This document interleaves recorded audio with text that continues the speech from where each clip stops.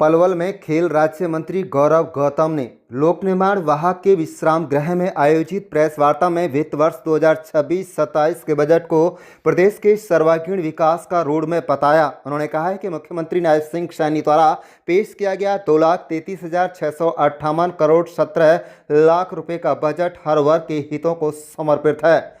मंत्री ने दावा किया है कि पिछले 11 वर्षों में हरियाणा की जीडीपी 3 गुना बढ़कर 13,67,769 करोड़ रुपए पहुंच गई है, जबकि प्रति व्यक्ति की आय 1.47 करोड़ रुपए से बढ़कर 3.45 लाख रुपए के करीब हो गई है।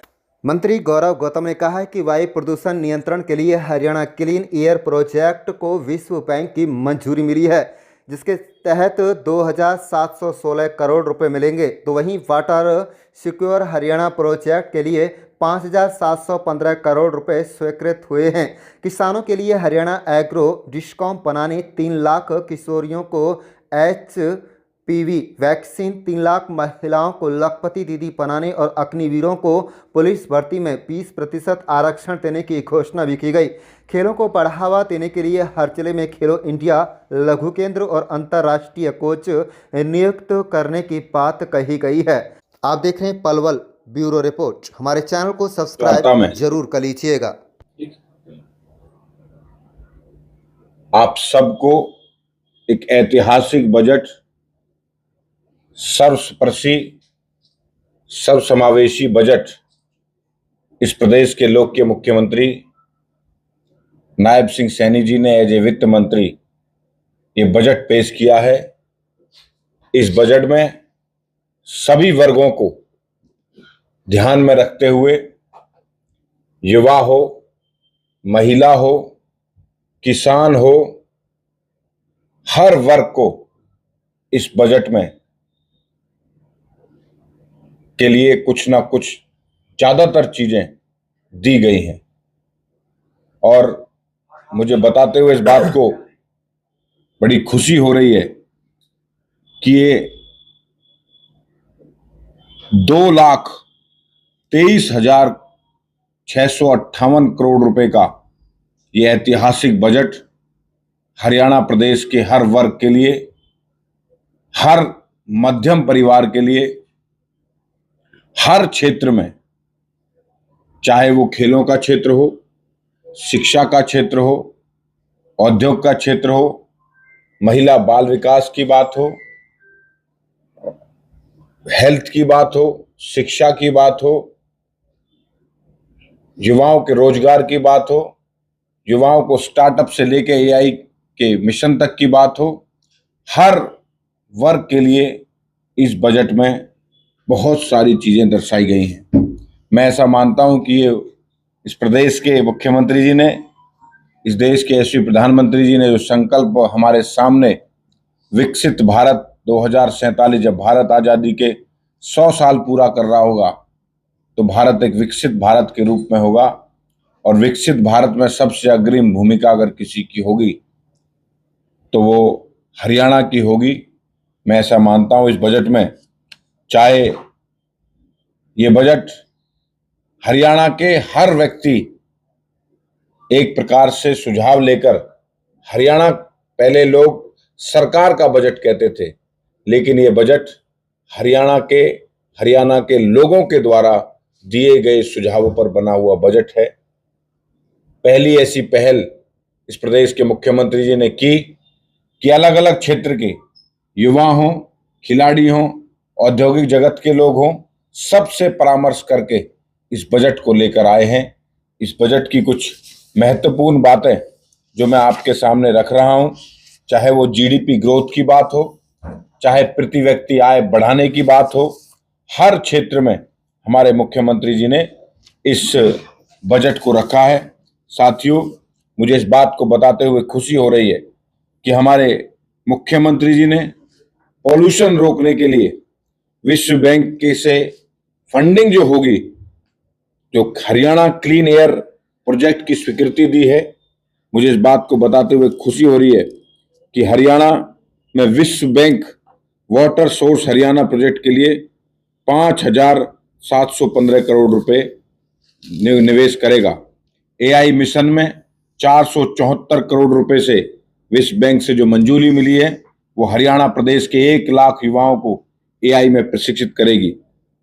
साथियों, और अलग अलग विषय पर माननीय मुख्यमंत्री जी ने बहुत महत्वपूर्ण बातें, हरियाणा के किसानों की बात हो, किसानों को ट्यूबवेल कनेक्शन देने की बात हो, हरियाणा एग्री डिस्कॉम के नाम से तीसरे बिजली वितरण निगम की भी घोषणा की है। हरियाणा प्रदेश में 3 लाख किशोरियों को एचवीपी वैक्सीन लगवाई जाएगी। घाटे में चल रहे 300 पैक्स को लाभ में लाया जाएगा। 2026 के इनोवेशन चैलेंज आयोजन सर्वोत्तम एआई मॉडल को संबंधित विभाग द्वारा लागू किया जाएगा। प्रदेश में सरकारी भवनों पर ऊर्जा में मेक इन हरियाणा नीति लागू करी जाएगी, जिससे सब जगह पर सौर ऊर्जा के प्रोजेक्ट लगेंगे।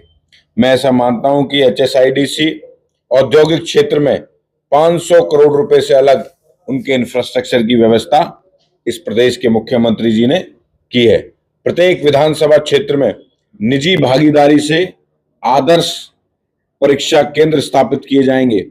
यमुना नदी पर जल प्रदूषण को समाप्त करने के लिए नया प्रश्न मिशन प्रारंभ किया जाएगा। वर्ष 2070 तक नेट जीरो उत्सर्जन लक्ष्य के अनुरूप 100 करोड़ रुपए के सब्सिडी प्रावधान से हरियाणा ग्रीन क्लाइमेट रेजिलेंशन फंड की स्थापना की जाएगी और हरियाणा प्रदेश में एक नए जिले की जो मॉडल जिला होगा हांसी, उसको भी बनाने का काम इस प्रदेश के मुख्यमंत्री जी ने किया है। प्रदेश में 1,40,000 से ज्यादा नमकीन भूमि थी, उसको खेती योग्य बनाने का काम शुरू कर दिया गया है। माननीय मुख्यमंत्री जी ने मेरा फसल मेरा ब्यौरा पोर्टल से जुड़े किसानों को जैविक खाद पर 80% तक की सब्सिडी देने का काम इस प्रदेश के मुख्यमंत्री जी ने किया है। महिला विकास के लिए पंडित दीनदयाल उपाध्याय जी के जन्मदिन पर 110वें जन्मदिन पर लाडो लक्ष्मी योजना के तहत पात्रता आय सीमा बढ़ाकर 1,80,000 कर दी गई है।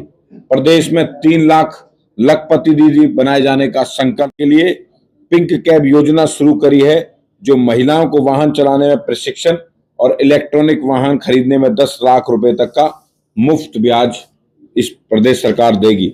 साथियों, इस प्रकार से आंगनवाड़ी केंद्रों को प्ले स्कूल की तर्ज पर उन्हें अपग्रेड किया जाएगा।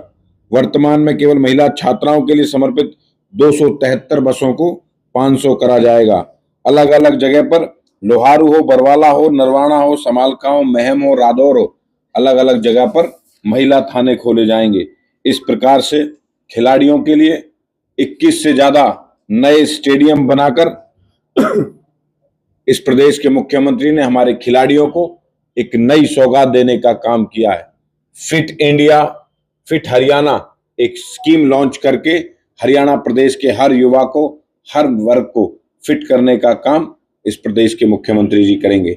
मुझे ऐसा लगता है कि हरियाणा प्रदेश के युवाओं के लिए 20,000 से ज्यादा ग्रामीण कौशल योजना लाकर ग्रामीण युवाओं को कौशल क्षेत्र में प्रशिक्षित किया जाएगा।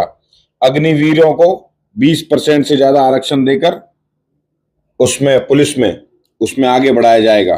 खिलाड़ियों के लिए अंतर्राष्ट्रीय ख्याति पाए हुए कोचेज को, खिलाड़ियों को कोच लगाकर हमारे युवाओं को एक अच्छी ट्रेनिंग देने का काम हमारी नायब सिंह सैनी सरकार करेगी।